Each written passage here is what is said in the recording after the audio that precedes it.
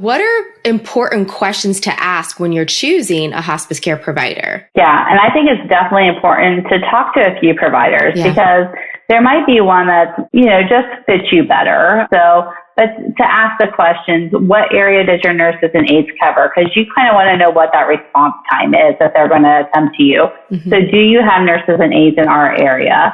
What is your response time? Do you do continuous care, which is at the end of life when we can sit continuous care? Mm-hmm. Those are really important questions to ask. One thing with ProMedica that I love is we meet the patient where they're at. So a lot of times people think if you're on hospice, you have to sign a DNR, a do not resuscitate, and you can't be a full code. So those are questions to ask too. Do I need to be do not resuscitate?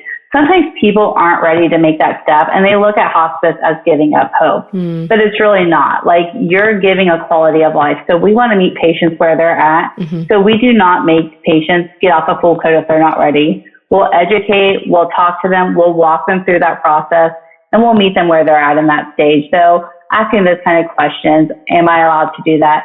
Do I still have the right to go to the hospital? We believe in patients' rights. So say our nurse came out, you called in the middle of the night, nurse comes out, you're like, you know what, I still feel like mom needs to go to the hospital.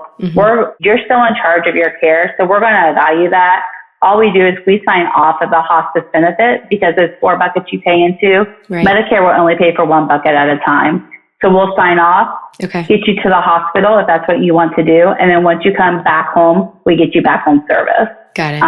But those are the kind of questions to ask. So what are my rights? What is your availability? And all of those type of things. Okay, great. I think, and really helping the patient, the client, and the family through such a difficult time. These people are going to be in your home or, wherever you call home.